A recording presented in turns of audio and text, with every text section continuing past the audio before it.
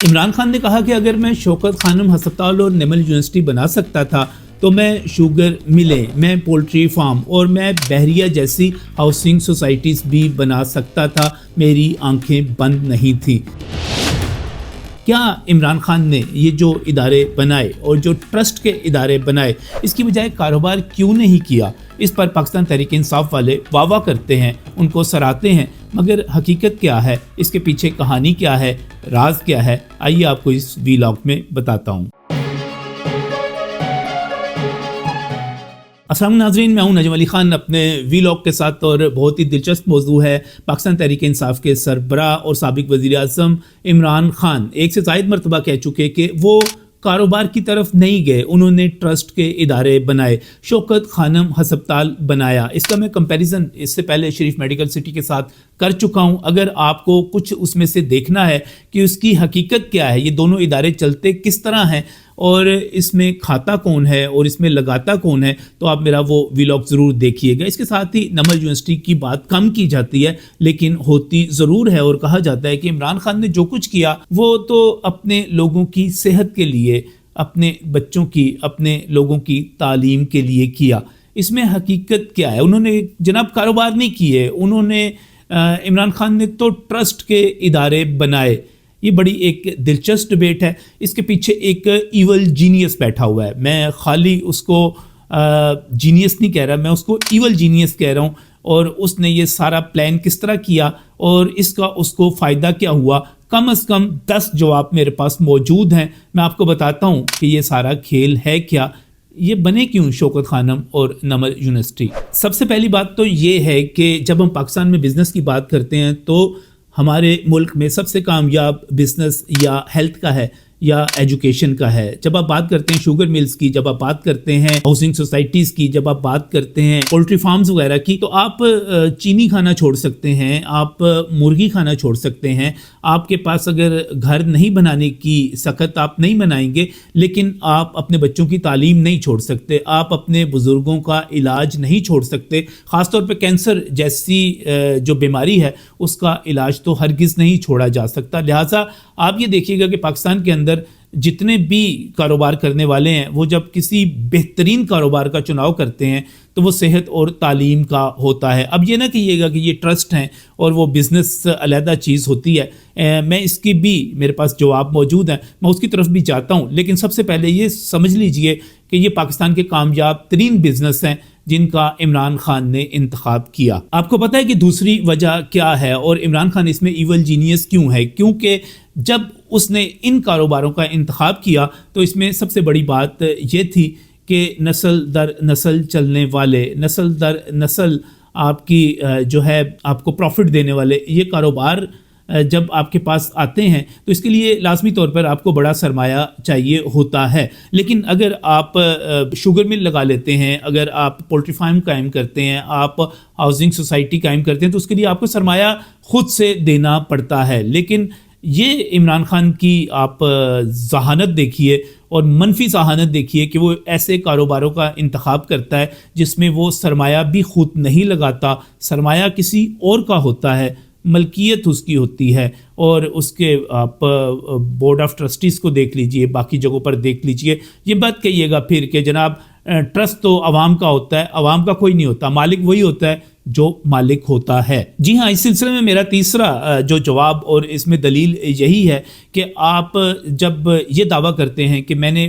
بحریہ ٹاؤن جیسی سوسائٹی نہیں بنائی، میں نے شوگر مل نہیں لگائی، میں نے یہاں پر پولٹری فارم قائم نہیں کیا، تو یقینی طور پر اس کا سب سے بڑا جواب یہ ہے کہ آپ یہ سب کچھ بھیک مانگ کر بھی نہیں سکتے۔ آپ نے جب اگر جو کام کرنا ہے بھیک سے کرنا ہے، اس کے لیے ضروری ہے کہ آپ جو ہے ایسا کام کریں جس میں آپ لوگوں کو بتا سکیں اور اس کو آپ پریزنٹ کر سکیں، اور وہ صحت اور تعلیم کے کام ہی ہیں جو آپ بھیک سے کر سکتے ہیں، لوگوں کے پیسوں سے کر سکتے ہیں۔ اس کے پیچھے چوتھی وجہ یہ ہے کہ عمران خان پولٹری فارم بناتے یا شوگر مل لگاتے یا ہاؤسنگ سوسائٹی بناتے تو اس کے لیے کسی سرکار کی طرف سے ان کو باقاعدہ طور پر اعلان کر کے مفت زمین نہیں مل سکتی تھی، جیسے کہ شوکت خانم ہسپتال کے لیے 20 ایکڑ کی زمین ملی۔ اور اس کے ساتھ شاید آپ کو علم نہ ہو کہ جب ہم نمل یونیورسٹی میاں والی کی بات کرتے ہیں تو وہاں پر بھی ابتدائی زمین بھی عطیہ کی تھی، اور اس کے بعد جب اس گرانٹ کے بعد، اس صدقے خیرات کے جو زمین ملی، اس کے بعد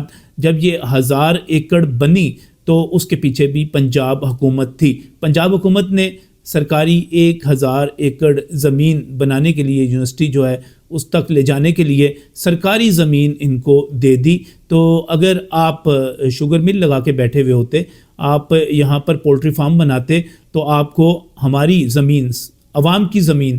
ان کی ملکیت کی زمین نہیں مل سکتی تھی۔ اور اسی طرح آپ 5ویں جواب پر چلے جائیں، اور 5واں جواب یہ ہے کہ جب شوکت خانم بنا اور وہ کینسر کی تحقیق کے لیے، علاج کے لیے اسپتال تھا، اور آپس میں میاں نواز شریف کی، میاں محمد شریف کی عمران خان کے ساتھ کوئی دشمنی نہیں تھی، تو انہوں نے 70 کروڑ کے پروجیکٹ میں سے 50 کروڑ اس کو دیے۔ تو یہ 50 کروڑ ظاہر ہے آپ کو پولٹری فارم بنانے کے لیے نہیں مل سکتے تھے، شوگر مل لگانے کے لیے نہیں مل سکتے تھے، کہ اگر انہوں نے یہ شوگر مل لگانی ہے تو وہ خود لگا لیتے، تمہیں کیوں دیتے؟ عمران خان نے شوکت خانم کیوں بنایا، اس کا چھٹا جواب بھی بہت اہم ہے، کیونکہ جب ہم یہ کہتے ہیں، یا خود عمران خان یہ کہتا ہے کہ وہ شوگر مل لگا سکتا تھا، وہ پولٹری فارم بنا سکتا تھا، تو یقینی طور پر اگر وہ شوگر مل لگا لیتا، پولٹری فارم بنا لیتا، تو اس کے ذریعے وہ منی لانڈرنگ نہیں کر سکتا تھا، اس کے ذریعے وہ امریکہ سے، اسرائیل سے، انڈیا سے فنڈنگ نہیں لے سکتا تھا۔ تو یہ ایک بڑا پروجیکٹ تھا، اس کے پیچھے ایک بڑی کہانی تھی، ایک منصوبہ بندی تھی، کیونکہ آپ کو بڑا پیسہ چاہیے تھا،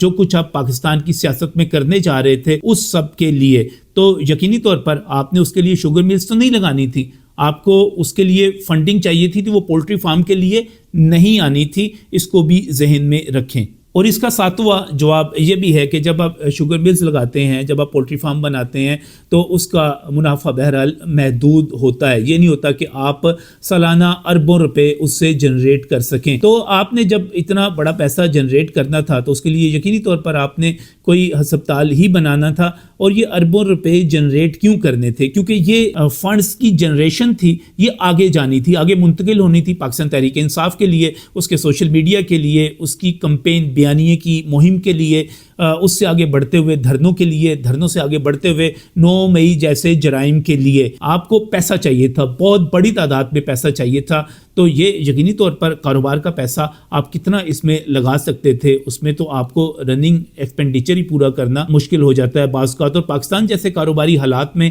آپ کو ٹرسٹ ہی چاہیے تھا، آپ کو ایک ایسا خیراتی ادارہ ہی چاہیے تھا جہاں پر آپ مسلسل لوگوں سے پیسے وصول کر رہے ہوں، اور اس کو بزنس ماڈل پر بھی چلا رہے ہوں، اور اس سے آپ اپنی واہ واہ بھی کروا رہے ہوں۔ اس کا 8واں جواب یہ ہے کہ یہ منصوبہ اتنا فول پروف تھا، اور اتنا آپ یہ کہیں کہ اس کے لیے مالیاتی منصوبہ بندی کی گئی تھی کہ اگر آپ شوگر ملز لگاتے، پولٹری فارم بناتے، تو آپ ٹیکس فری نہ ہوتے، لیکن یہاں پر آپ ٹیکس فری ہو گئے، آپ نے ٹیکس بھی نہیں دیا، آپ نے اپنی واہ واہ بھی کروا لی، آپ نے عطیات جمع بھی کر لیے، آپ نے دوسروں کے پلے سے یہ سارے کے سارے بزنس چلا بھی لیے، اور اب لوگ جو ہیں آپ کو ایک مہاتما سمجھ کے، آپ کو بھگوان سمجھ کے، آپ کو بہت بڑا اچھا آدمی سمجھ کے، اپنی والدہ کا وفادار تابع دار، ان کو یاد کرنے والا سمجھ کے آپ کی تعریفیں بھی کرتے ہیں، آپ کے کلٹ کا حصہ بھی بنتے ہیں۔ یہ شوگر مل میں نہیں ہونا تھا، یہ پولٹری فارم سے بھی نہیں ہونا تھا۔ آپ بہت سمجھدار ہیں، آپ نے جو فیصلہ کیا وہ ایول جینیس کے طور پر کیا، میں پھر ریپیٹ کرتا ہوں۔ اور اسی سے جڑا ہوا میرا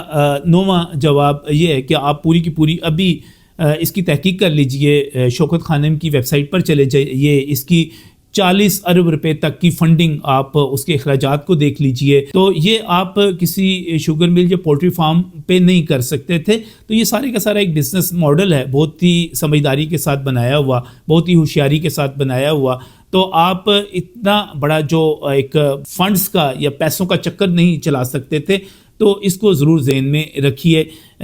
کہ یہ ان کا جو اخراجات ہیں کسی بھی پولٹری فارم سے کہیں زیادہ، اور کسی بھی آپ دوسرے ادارے سے بھی، میں ایون میڈیکل کے اداروں کی بات کر رہا ہوں، اس کا تو جب آڈٹ ہوگا، آپ نے آڈٹ نہیں کروایا، اس میں شامل کیجئے کہ آپ کا ایکسٹرنل آڈٹ وہ ضرور ہونا چاہیے، کیونکہ ابھی انٹرنل آڈٹ کے لیے آپ کی فرم کی ہمیں وہاں پر ملتی ہیں تفصیلات، ملتی ہیں کہ انٹرنل آڈٹ ہوتا ہے، ایکسٹرنل آڈٹ اور ان اعتراضات کا آڈٹ جو کہ تمام کے تمام سوشل میڈیا پر اس وقت بہت زیادہ کیے جاتے ہیں، وہ بہت ضروری ہے۔ اور میرا 10واں جواب اس حوالے سے یہ ہے کہ اگر عمران خان واقعی اتنے ہی سادھو ہوتے، اتنے ہی بھگوان قسم کی کوئی چیز ہوتے اور صرف جو ہے لوگوں کی بھلائی کے لیے یہ پروجیکٹ قائم کرتے تو پھر ان کو توشہ خانہ چوری کرنے کی ضرورت نہیں تھی. اگر ان کو پیسہ، جیسے ہم بار بار بات کرتے ہیں، میں تو نہیں، ہم کا لفظ نکال دیجئے، پاکستان تحریک انصاف کا جو کلٹ ہے بار بار بات کرتا ہے کہ جناب اس کی تو قمیض میں موریاں ہیں اور وہ تو بہت ہی درویش قسم کا آدمی ہے، کسی کو چائے تک نہیں پوچھتا. حقیقت ایسی نہیں ہے. اس کا گھر لاہور میں جو بنا وہ بم پروف کیسے بن گیا، اس کے لیے پیسے کہاں سے آئے، بنی گالا کیسے بن گیا، اس نے توشہ خانہ پھر چوری کیوں کی، پھر اس نے ان چوریوں کے لیے ہیروں کی انگوٹھیوں کے لیے اس نے بشرا بی بی اور فرح گوگی جیسی خواتین کیوں رکھیں. یہ سب سوال تو پھر یہاں پر پنجاب کے اندر اس نے بزدار کو کیوں لگایا، بزدار جو تھا اس کے پیچھے آپریٹ کرنے والے کون کون تھے، وہاں سے جو پیسہ پوسٹنگ کا لیا جاتا تھا، ٹرانسفرز کا لیا جاتا تھا، وہ کہاں پر جاتا تھا. یہ ایک لمبی کہانی ہے. اگر وہ اتنے ہی سادھو ہوتے تو وہ ملک ریاض سے اس کو 190 ملین پاؤنڈ جو کہ اس کو برطانیہ میں جرمانہ ہوا تھا، پاکستان میں اسی کے اکاؤنٹ میں اسی کی طرف سے جمع کروا کے ایک بڑی تعداد میں جو ایک زمین ہے القادر ٹرسٹ کے نام پر، اس پر بھی میں ولاگ کروں گا کہ یہ روحانیت کیا تھی